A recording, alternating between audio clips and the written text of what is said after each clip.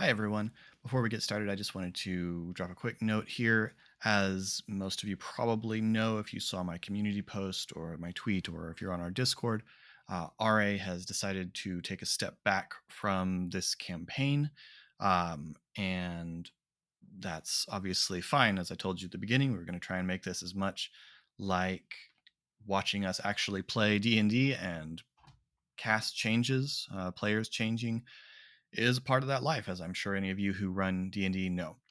But I wanted to drop a quick note as to how that will work narratively regarding Esri. Esri is not just going to vanish into thin air, but also I'm not going to take over playing Esri, and we're certainly not going to bring someone else in to play RA's character.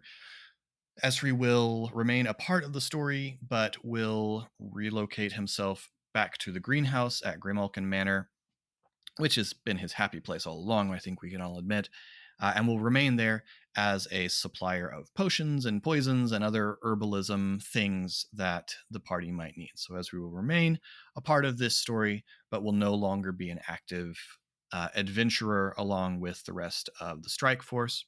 And our adventures will continue with Shade, Pog, and Ari.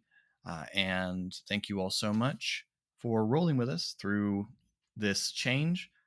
And as always, enjoy the show.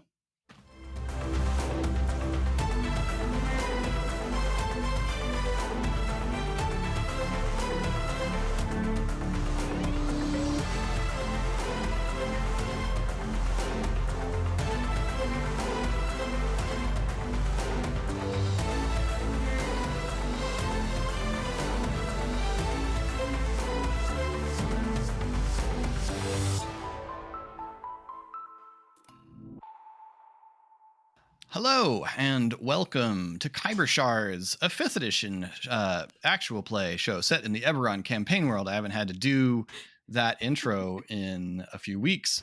We're back! Here we are! Hooray! Last time, tell us. The strike force I have no idea what happened. Had a long, totally chill conversation with Thora. Right. And then right, that was last episode. Yeah, Cool. that was last episode. And then went to talk to Stormlord Yorick Aminatu. And he basically said, I'm a grumpy old dwarf and I don't want things to change. These young people and all their globalism. And essentially, laid out that his desire is that Stormreach remain its own distinctive thing and not get too entangled in the world of Corvair. And he is affronted that the Iron Watch, the Warforged militia that seems to have some particular loyalty to the Amaran family, is not under his control because he's supposed to be in charge of law enforcement, and they're stepping on his turf, man. Grumble, grumble, grumble. And so he wants the Iron Watch under his oversight, and that's what he desires. So y'all had just left and are making your way toward Molu's Distillery, the business offices of Stormlord Varen Lassite. And so that is where we resume our adventures. Bum, bum, bum, bum. Yeah. Molu's Distillery is in the marketplace, so it's in the center of the mess in Stormreach. And so moving through the marketplace, you are still seeing the huge wreckage of the Falconer's Tower that's still being worked on by a lot of people, but is still very much present as a sort of swath of destruction that has fallen across the marketplace. But it is nonetheless easy enough to find Molu's Distillery. You do see that while there is a large crowd of people around, and they are having food distributed by workers standing outside the distillery. You can see that a portion of the distillery seems to be showing signs of fire damage, and there's still some smoke rising from a section of the sort of warehouse part of the distillery. But the doors to the public entrance to the building are standing open, and there are people in the livery of the business standing around, directing people. And as you approach, one of them gestures you politely towards the end of the line, assuming that you are here for food. Oh, thank you. Great to see what y'all are doing. We're actually here to see Stormlord Lassite. Ah, I see. And who can I tell him is here to see him? We are representatives of House Tarkanan. I see. Very well. And they turn and walk back into the distillery, and after a few moments, come back and say, just this way, and lead you into a large open lobby space. There is a statue of a very piratical looking guy with his foot up on a keg, Captain Morgan style, and standing nearby, talking with various employees. You recognize a tall, fair-haired Korovar, that is Varen Lassite. Is the statue of him or no? There's some similarity, but you probably know that it's not him. You probably know that it's the founder. Fine. If he was standing next to a giant statue of himself, that would be. Yeah, it'd be rad. You would probably know it's the founder of the distillery. Okay. Mm-hmm. Ari just kind of looks at Pog and Shade and shrugs and begins to walk over towards the Stormlord. And if he's engaged with anybody, waits until he finishes. Right. He finishes the conversation and turns towards you and says, please, welcome. Come in. Here, have a seat. I'm told you're from House Tarkanan, and forgive me, I make it a point to know what everything is, but what is that? That's fair. Yeah, Do you okay. know the Grimalkin Academy on the floating island over the city? I do. Yes. Yes. So House Tarkanan, we founded the school and run its operations. I see. Very well. So you're with Thora Tavine. Indeed. Yes, we are here actually representing her. In fact, you two, I recognize. Let's see. I just have one of those faces. Gestures at Pog. You, I remember making quite an impressive showing in the Red Ring some time ago. Thank you. when he crushed Kolos. Yeah. Don't say that. Stop. You. I mean, obviously everything there did not go as it ought to have, but I won a good deal of money on you. And Thank you. yes, of course. And then of course I recall there being some unpleasantness afterwards, but all obviously has worked out for you well enough. Sure. Yeah. Nothing That serious since then. Excellent. Yes.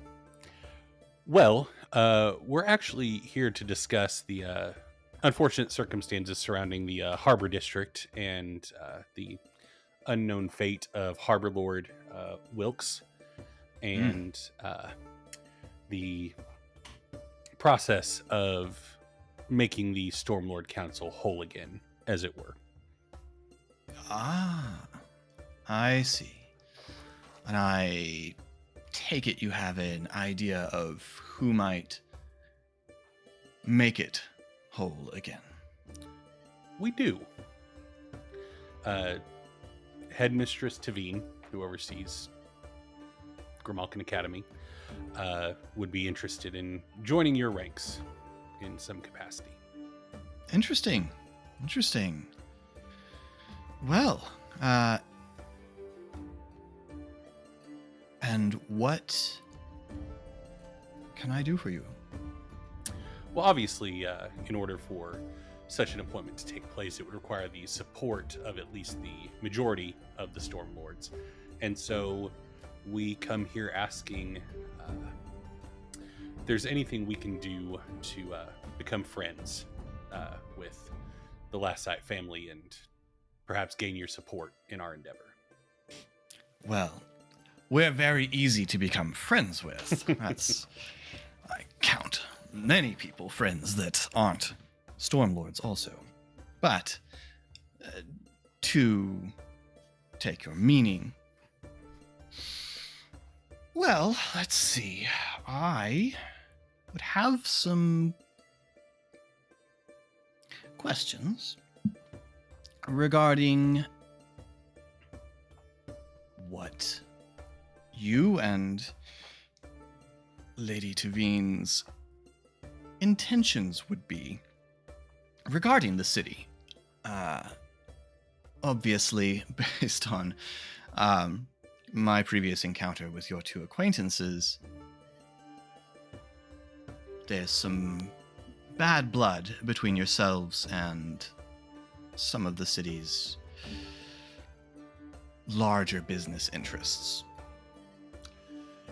Yes, the Dragonmarked houses have problems with not us on a personal basis, but rather our people, who we are, being what they would refer to as aberrantly marked individuals. And so our intention here in the city, Stormlord Lassite, is one of safety and security and the ability to just live a life.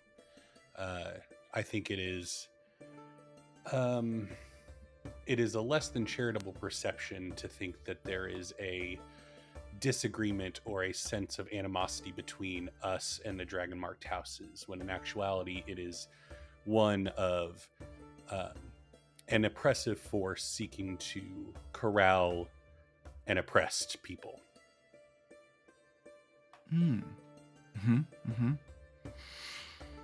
And you would intend to do what about that? Were your party to become a part of the leadership of this city?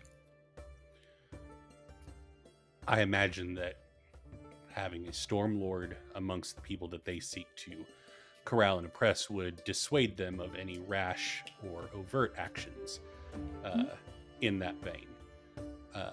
Obviously, we understand that they have a strong holding here, and while I will not speak for Lady Tavine in terms of her intention as a matter of policy, but in terms of why I, and perhaps my two companions here, back her, is because we trust her to keep our people safe, and whatever policies need to be enacted to ensure our safety and our ability to live in the city without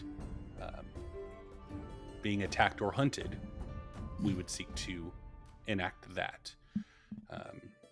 We know the Dragonmarked houses have begun moving more and more in, and that does make us concerned, especially given the lack of protection of the Korth edicts here in Stormreach. But that is where we stand in terms of our relationship with the houses. I see. So there would be no thought of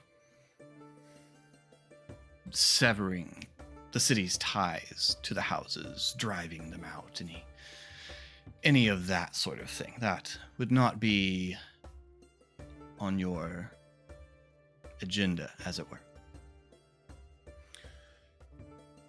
That seems to be, if you forgive me making an assumption,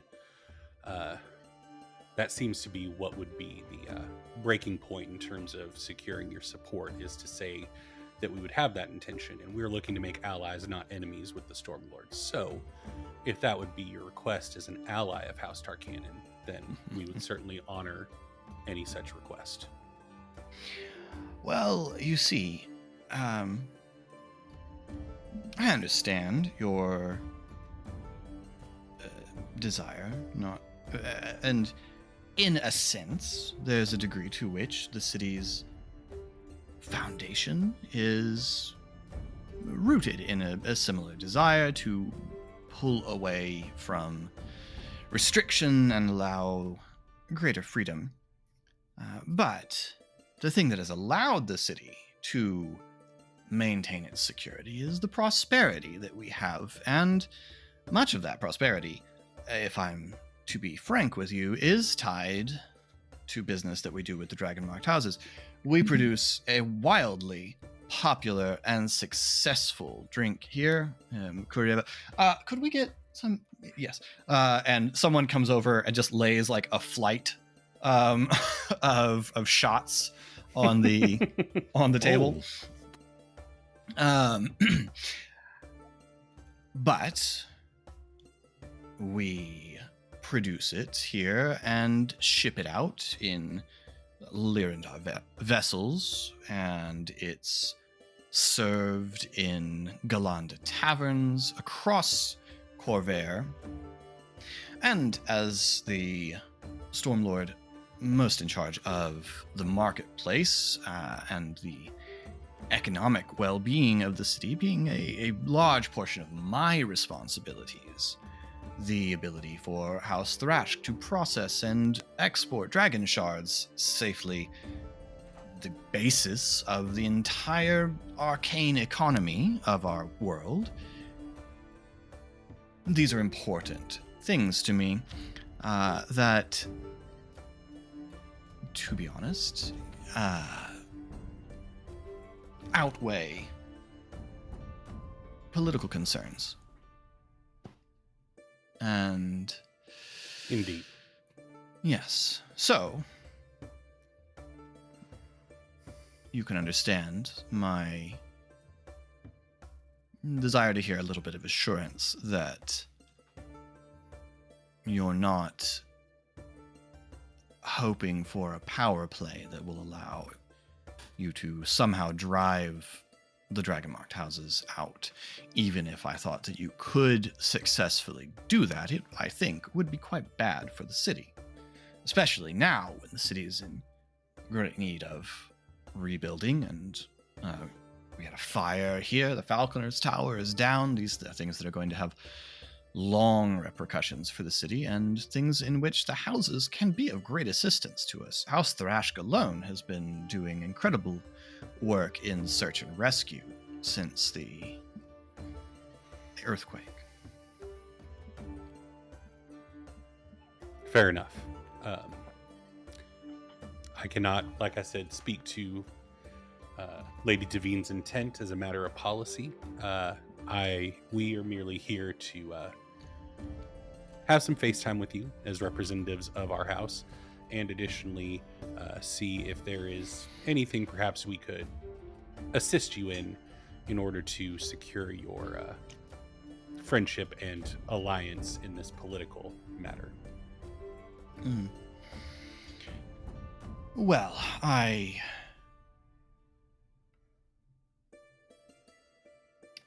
excuse me. He stands up and steps away. I'll be just a moment. And you see that walking in through the door is a tall, muscular orc in workman's clothes. He's got like soot and dust sort of caked across his clothes, and there's gray streaks of dust in his black hair. And Lossite approaches him.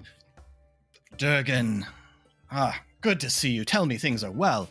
And Durgan sort of and him give an embrace, and then step back and have a bit of a conversation. You recognize the name as being Bajak's father, the overseer of a portion of the Thrash refinery down the road from you in Cross.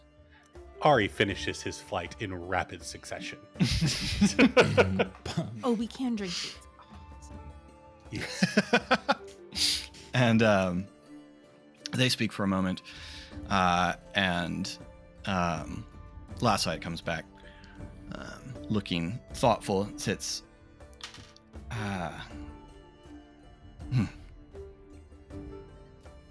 Strange timing of that. Yes.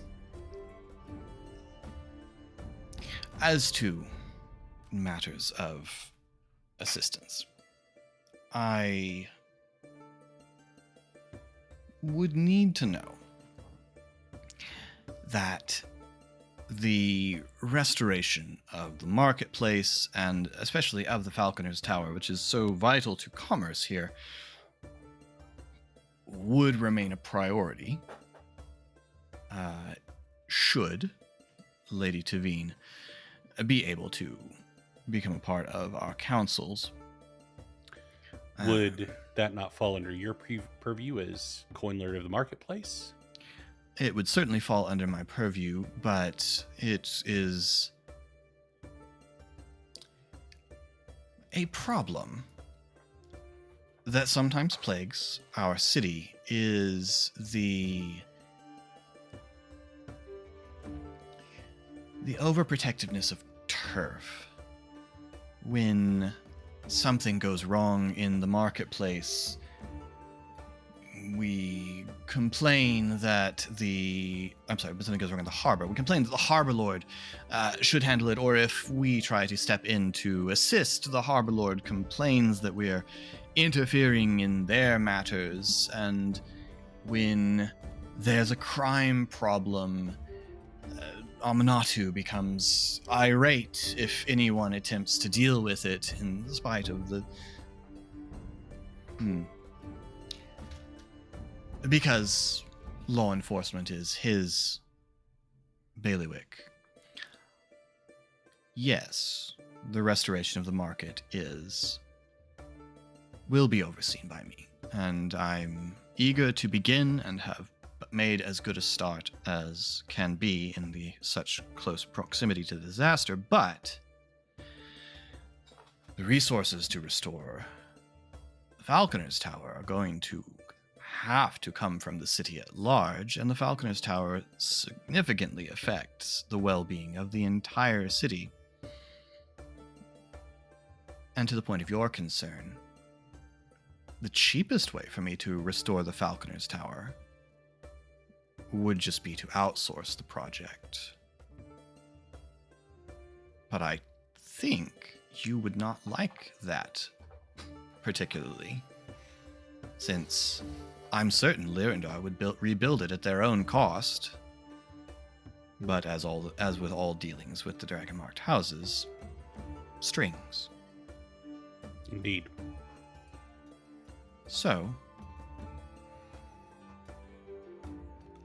that priority would need support from just that exact argument that you just advanced when we get to it in the council.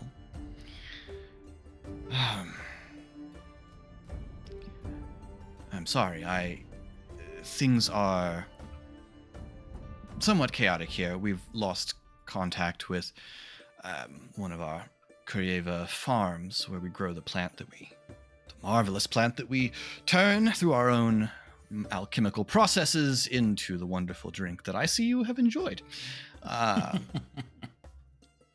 And I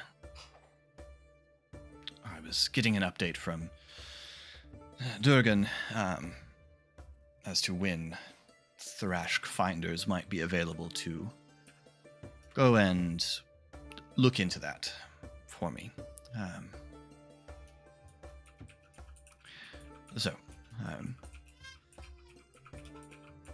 Yes, if there's anything else, if there are any other ways that I can be of assistance to you, especially if I can be of assistance. You all live in Cross, which also falls under my purview, and Indeed. I assume that your own residents weathered the earthquake relatively well, not being quite so attached to the earth. That was helpful. No, we've actually set up a similar situation that you have out in front of your place of helping people in the city, making sure they're okay. This farm problem that you have, perhaps rather than waiting for one of the dragon marked houses to take care of it, we could step in and provide assistance. Well, now, I wouldn't want to be committing myself to some sort of quid pro quo politically. Not that I wouldn't reward someone who could take care of a problem like that for me. If you find yourself inclined to take on a job, please do let me know, and I will get those details to you as quickly as I may. Indeed. We have a couple of other meetings to attend to today, but once we're done with that... Sure. Very well. Thank you all again. It's been wonderful. You should appear in the Red Ring again. Oh, thank you. As soon as we are up and operating again, I would be delighted to win more money off of your performance. I appreciate that. It did end very weird last time, so I maybe not. I don't know. And if I may say so, he says, turning to Shed, I hope you will not take this amiss, but the last time I saw you, it took me a moment to recognize you. The last time I saw you, you looked rather different. Shade was not full fox then. And if I may say so, the change is very, very fetching and very befitting to you. Hog side eyes, Ari. And he smiles very winningly. So, please come back anytime. We will. We will. God, the drink's good. Anytime you'd like to sample more. Or a tour, if it would please you. But anytime. And he stands up and moves back towards his business. Huh. So, Ari, you did words really good. Mm-hmm. Yeah, I really tried to take notes. Thank you. But Can you, Shade, I don't know if you're the same on this, but for me at least, can you tell me what he said without his words? Because it didn't feel like those were all the same again. And I'm trying to figure out how this works. A picture would also help.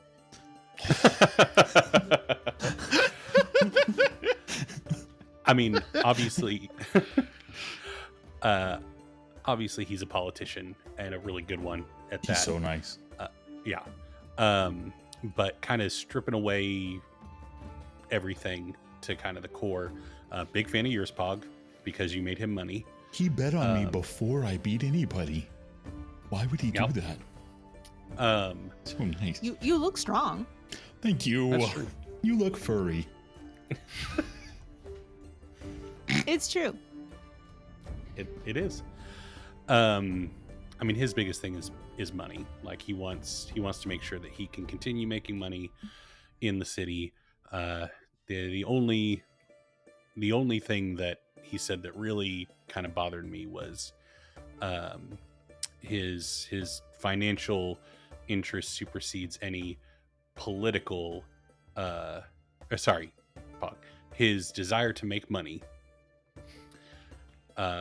He cares more about that than what he called political matters, when the political matter that I was talking about was the fact that the dragon marked houses were hunting us for who we were born as, which is a very not that charitable way to view people being tracked down for the way they were born and how they look, calling it a political matter. So I thought that's what he was saying, but I was hoping it was something different. It wasn't. Because he said it in a really nice way. He did. I mean, listen, after all the other politicians we talked to over the past like couple days, it was a breath of fresh air up until that point. But I mean, the farm thing seems like an easy thing to do. Obviously, we'll want to talk to Thora before we commit to anything.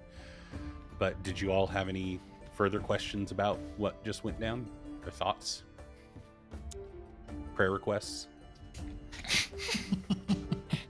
I have an observation. I had hoped that we could just say that they should choose Thora because she's the best person for the job, and that does not. They don't seem to care. They do not. And then I thought, but Thora will care about the people of the city, and he also did not seem to care. I mean, yeah, he's feeding people out front, so it like, even if his intentions behind his actions aren't great, there is a positive impact to it in some regard. So cool. I haven't seen any other Stormlords feeding people in the wake of the disaster. So, man, like, it's hard. Like, you expect people to like just be these like flat, like two-dimensional things, and they're complicated. Okay. Why would you expect them to be flat? Yeah, that's Well, very odd. From a personality, you know what? That's my fault. Don't worry about it. You expect people to just be one kind of way, but then there's elements of them that are another way, and that makes it complicated to know how you feel about a person. Pog looks to Shade and says, "It's weird that he's learning about people now. That's supposed to have been his thing." Right. His... But he's still better at people than we are. We're going to have to work on people and words because this is going to be really tough for him. Here's a tip for people. Talking about somebody that's in the room like they're not in the room doesn't make them feel very good. Well, we're talking about helping you. In front of you. We know you're there. We don't want to help you behind your back. I mean, we will, but we want to help you in your face, too. Appreciate it.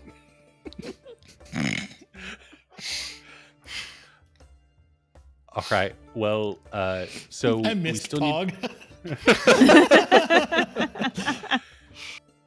Well, if there's nothing else that we need to... Oh, yeah. What's up, Pog? Well, no, I think what you were going to say, because talking about people while we're in the room, we should probably leave here now and go to the next place. Yeah. And Ari stands up. Pog follows. And then stands there and watches Pog and Shade. Are you coming? Once we get out the door, Ari would turn to them and say, I know we talked about going to see Stormlord Omarin. We should probably also check in with Sel Shadra. I know we've been like assuming that she's like on board, but she paid us for all the stuff that we did before. Those weren't like favors to gain her allegiance. So we might just want to go like have a conversation rather than assume it, because that would probably be bad. Ew, you're right, but yeah. Oh, I just thought she was going to be with us, but she didn't say that in the things she didn't say, right? Yeah. Huh. So Yeah, we should go see her. maybe get another chair out of it, though. We can only hope. All right. So Omarin first, and then Sel Shadra. Okay. All right. I love that that's like so- the top of the hopes. Sure. It's the only time I'm going to get something out of this right now. All right. So you head north out of the market and into the Forge Light district, which is unsurprisingly the location of the Stormreach Forge, which is the primary business venture of the Omarin family. This part of the city is seems to be in a little bit better order. It's taken, damage in physical damage in the same way that the rest of the city has, but it doesn't look like there was as much chaos among the people here. It looks just a little bit better ordered and better organized. And here and there, you see, Stormreach Guard patrols as usual, but in addition, you see patrols of Warforged moving through the city, ignoring the dirty glances that the regular Stormreach Guard gives them when they pass. The forge itself is a very large building with several big chimneys that are trailing a little bit of smoke right now, but it doesn't look very active in an industrial sense. And there are a group of the Iron Watch standing on guard outside, but seeing you approach, one of them comes forward and says, "You have business with Stormlord Omarin?" We certainly hope so. We don't have an appointment, but we are here representing House Tarkanan and Lady Thora Tavine, and would like to speak with her. I see. If you'll come with me. Thank you. They turn and head back into the building. You come into... There's really not like a lobby or anything like at the distillery. You essentially walk into a factory floor. There are lines of big arcane machinery and forges. There's a lot of noise of people that look like they're in the process of working on putting the place back in order. It looks like a lot of things got knocked around here. And there are a substantial mixture of Warforged and other humanoids, I suppose organic humanoids, working on putting the place back together. The Warforged leads you most of the way back, and you can see there's a knot of people in workman's garb standing next to a large machine that none of you have the background to understand. But none of them seem to be working on it. And then you notice that there are the legs of a person sticking out from under the machine, and draped on a chair next to the machine. There's a very, very nice coat and vest and a leather belt with a long rapier in it. And after a moment, a voice from under says, "Hand me that spanner," and a hand comes out and is past the tool and goes back under. And the Warforged stands by for a moment and says, "Lady O'Moran, you have guests." And she rolls herself out from under the machine, looks at you all. "You're Thora's people?" Yes. Oh, right. One moment. And she pulls herself back under, and as she proceeds work, he says,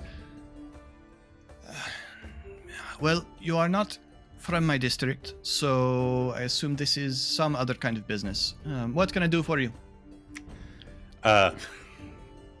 Feeling very kind of awkward, Ari walks a little bit closer just because of how loud it is.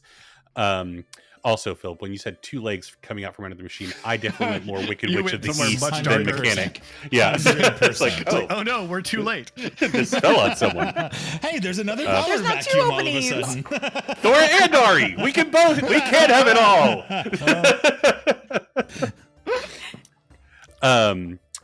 Ari kind of walks over and says, we're actually here to make an introduction, meet you, and also discuss the current circumstances surrounding the Harbor District and making the Stormlord Council whole again. One of you wants Wilkes's job. Lady Tavine specifically, but yes. Ah. Right.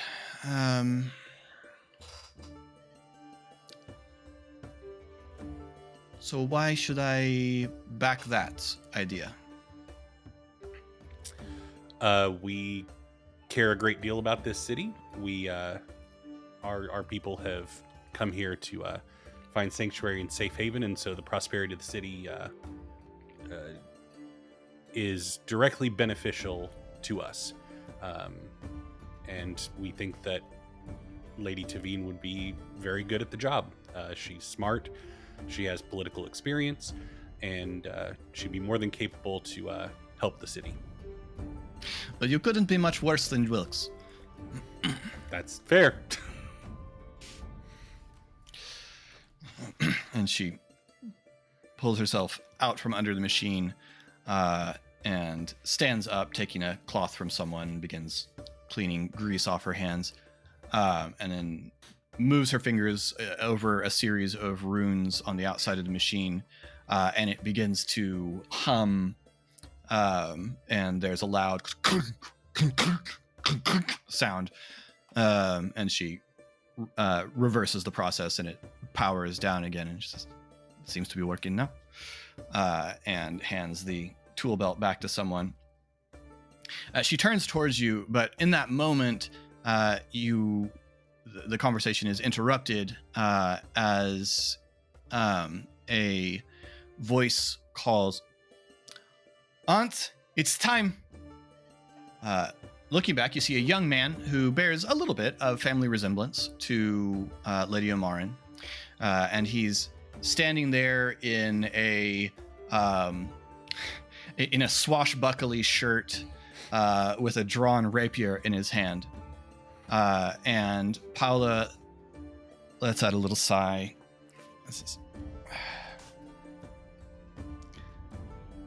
We really need to do that? Things are in disarray. You're slipping.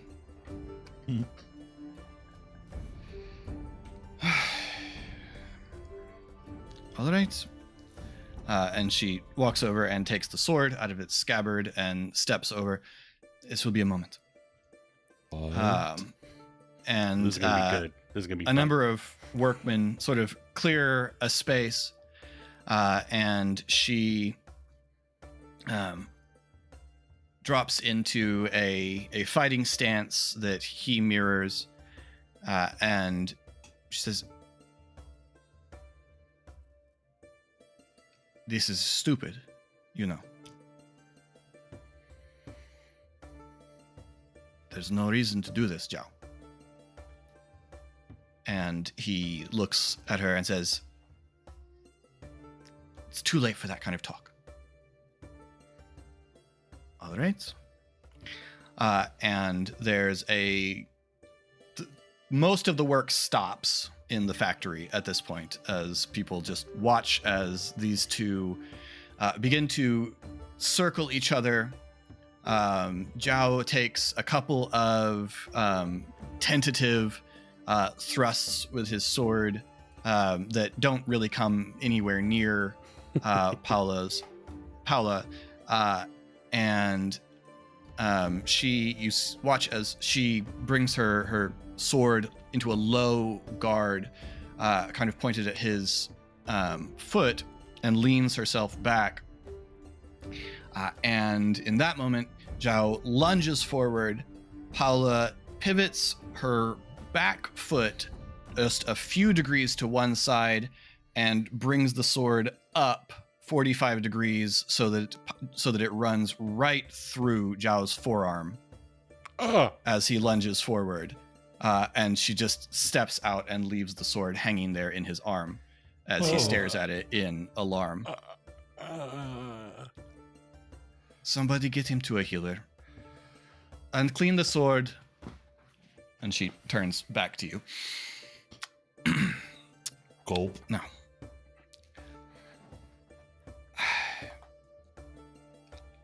All of that sounds very nice, and I'm sure a lot of people would say something similar. But you came here because you intend to negotiate, and that's something that we should do. But it's very loud here, so I'm done with this for the moment. Let's step into somewhere where we can have a conversation. You moved so little and took care of it. That was... It's called a demi-volt. You half turn It moves your entire body out of the line. Also, a half-competent swordsman wouldn't have made that lunge. He needs to learn a lot before he can try that again. It was impressive either way. Good job. Thank you. And she picks up the coat over her arm and walks you all off the floor. As you come back towards the entrance, 2 men enter. One man leaves. It's true. Zhao is helped out the door at about the same time, clutching his arm in pain. Both of them, you all recognize their garb as connecting to House Deneth. And the leading one you recognize as someone of importance. Like he's a tall, muscular man with a good, thick beard and long brown hair that's braided and falls about halfway down his back. And he smiles and gives a little bow. Lady Amorin. And she smiles, Grigor. It is delightful to see you. I have some business to take care of though right now, so I can't do this at the moment. And he looks kind of, of course, yes, understand entirely. Hog, all of this passes over you because the man standing up behind him is your father.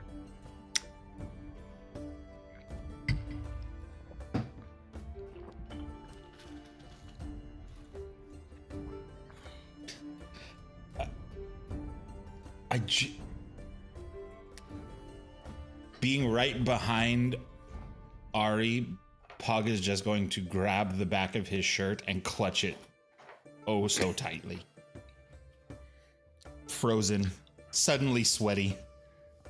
Ari feels that and telepathically connects to Pog. You okay? And out loud and very softly, Pog says, "No." Do we need to leave?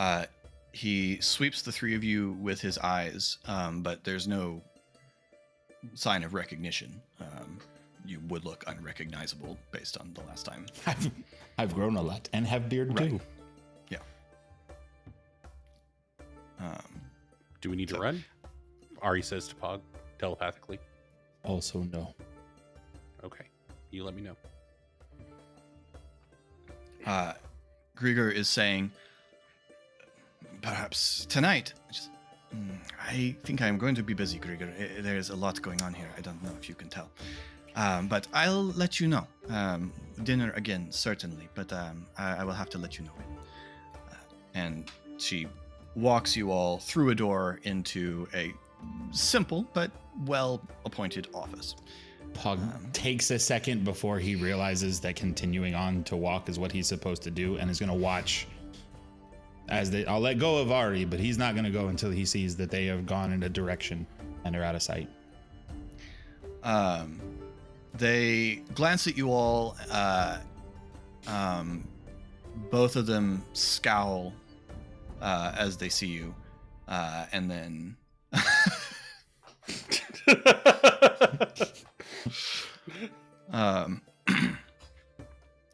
turn and walk out a little stiffly. Ari throws some shade. Not throws shade, but metaphorically. Get him! Do the fox thing again! Then Pog will resume the walk as they've left. Inspiration, Colin. Thank you. She turns towards you. Do you need something to drink?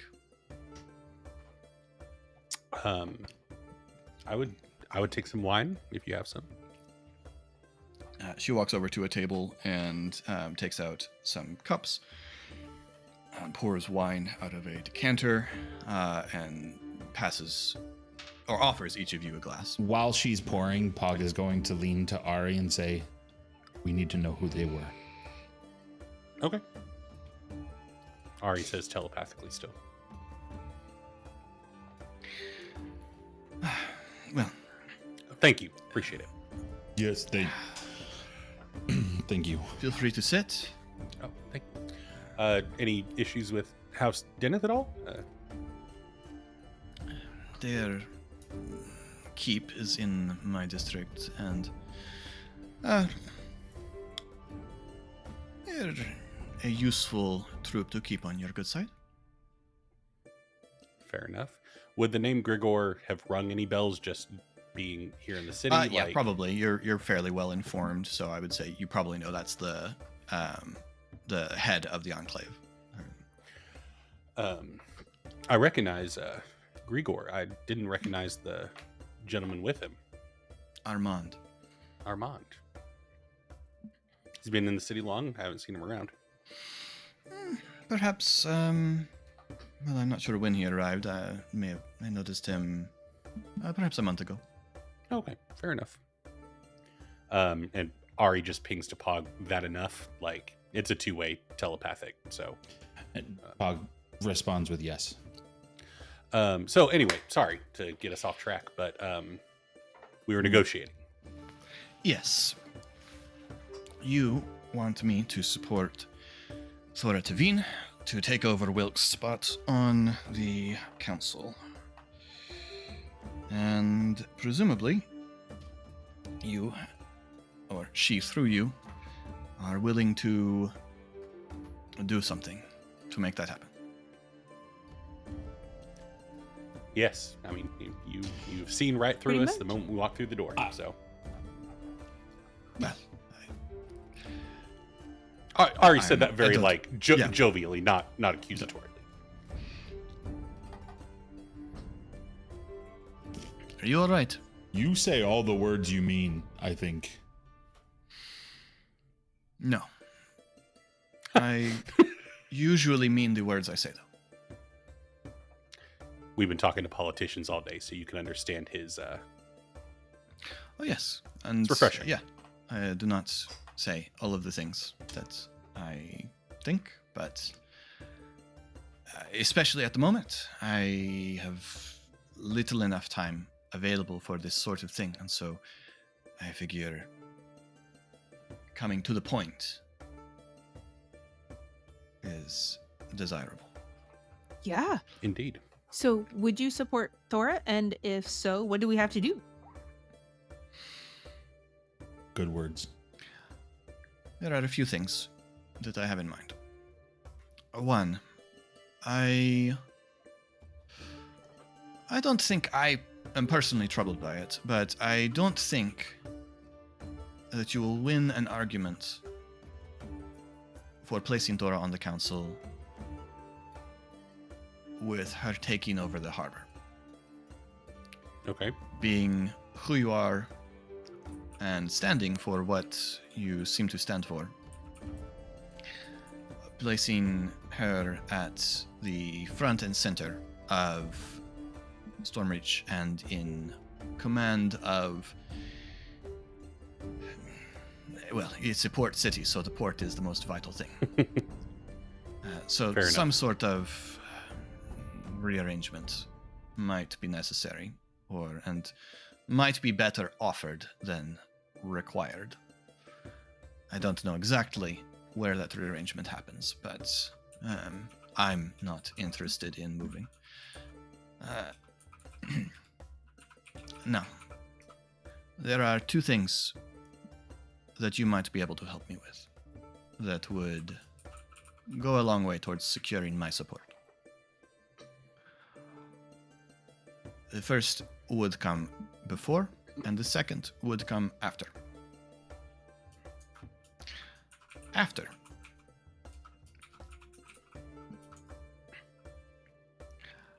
Well, let me back up. You asked if I do much business with House Tennet.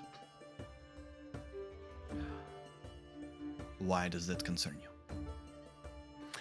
Oh, I mean, they just come in and seem to have some dealing with you. Obviously, since we're all being very open here.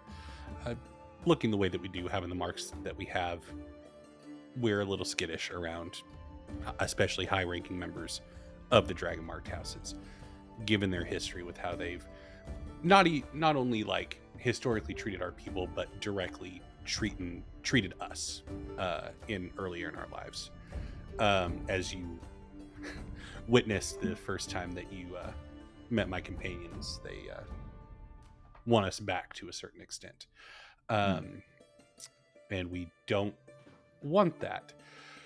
So we came to Stormreach for a very specific purpose, and that was to be in a place that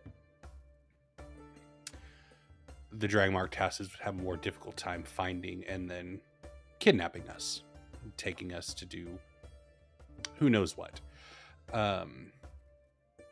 And so that is why we came to Stormreach, and that is why we would like to see Stormreach at least stay in its current form in regards to the Dragonmarked houses. They're here, but they don't wield a lot of power in terms of politically. We feel still relatively safe, and that's part of the reason we want to have one of our people amongst the Stormlords. It would dissuade them from doing anything rash in regards to us.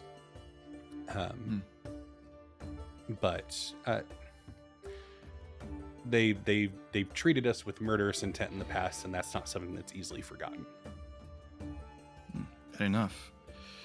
Ari, would you make a persuasion roll?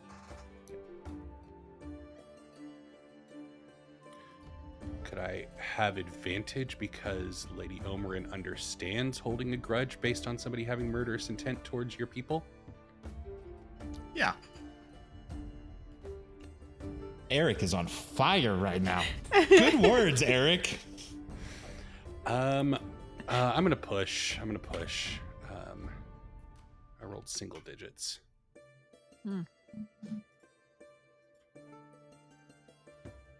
29.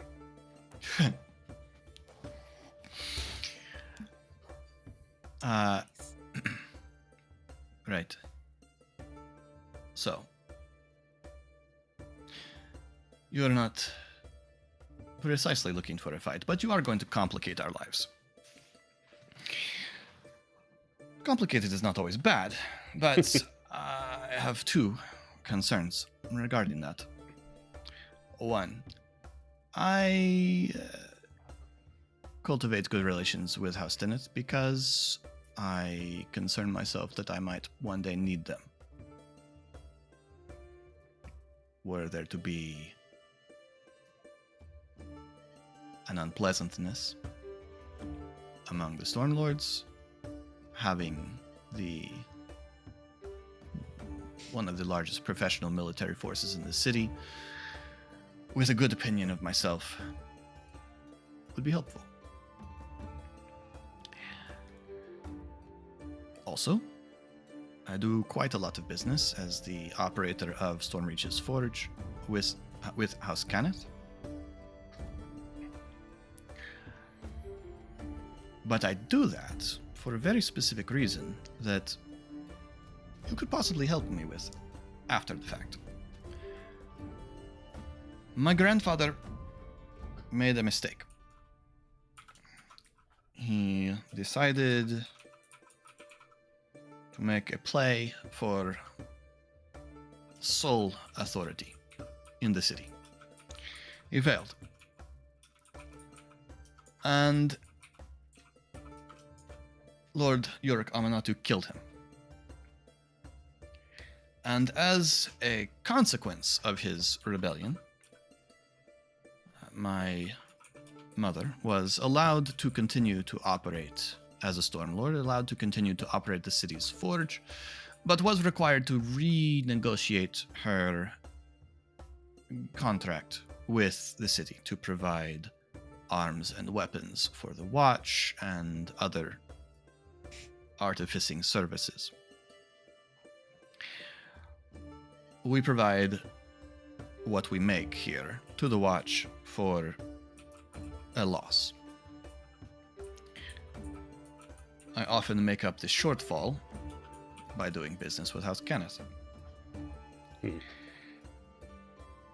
if I could feel confident that a new Stormlord would reevaluate the economic sanctions laid on my family for my grandfather's overreach,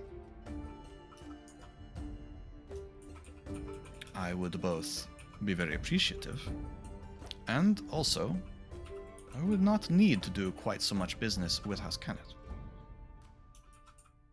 which might serve two of your interests. But that, of course, would come after. Before, I would need to know that in a politicking world, it is good to know that someone is willing to have your back. You could demonstrate that to me by returning something important to me that was stolen. Lord Yurok Amanatu took from my grandfather's corpse an amulet with the scale of a blue dragon. My ancestor, Delera Omarin, the first Omarin Stormlord and one of the founders of the city, killed that dragon and took that scale as a memento, and Yorick wears it to every council meeting. I would like it back.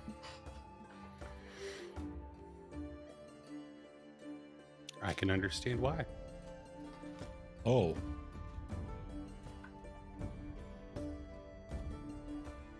That's awesome.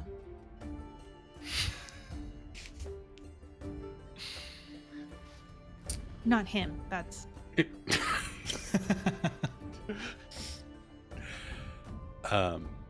Well, first and foremost, apologies that you have to deal with somebody throwing that in your face in that way.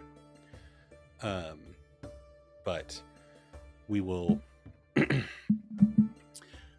We are here to make introductions and gain an understanding of what you need. We're obviously not in a position to make promises at this point without consulting with Lady Tavine. But having that knowledge, we can certainly go to her and discuss the political future between your family and our house. Very well. Is Thank there you anything for- else I can help you with? Ari looks at Pog and Shade. I don't believe we have any other official business here, no? But no, okay. Shade, are you good? I think so. Okay. Thank you very much, Coin Lord Amarin. Appreciate your time and the wine, and we'll be in touch in some capacity very soon. Very well.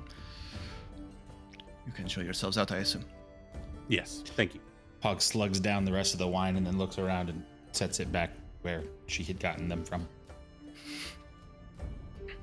She sort of arches her eyebrow as you throw back really nice wine in a shot. And then, Sometimes it's just so good you want to get it all in there. A whole bunch of a good flavor is better than a little, right? And then Ari would move to leave the office and head back outside. right. She's As great. soon as we get outside, turn to Pog, be like, "Hey, what's up?" Before he even finishes that sentence, Pog just to the both of them, that was my father. That he doesn't know me. I know. He did. And the weight of it finally fully hits and the daze becomes clear in how dazed. I don't know what. Ari What gives do I- Pog a hug. Pog receives but stands still with the hands at his side saying, what do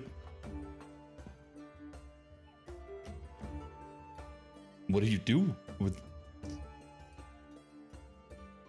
I don't...